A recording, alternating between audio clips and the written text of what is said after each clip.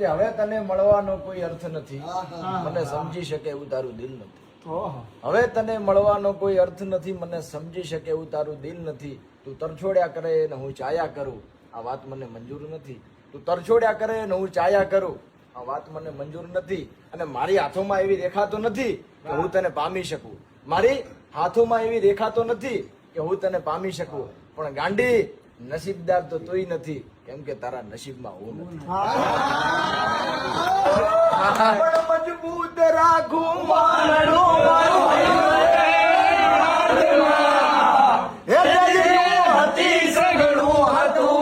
સુખ એની સાથમાં મજબૂર થઈ રહ્યું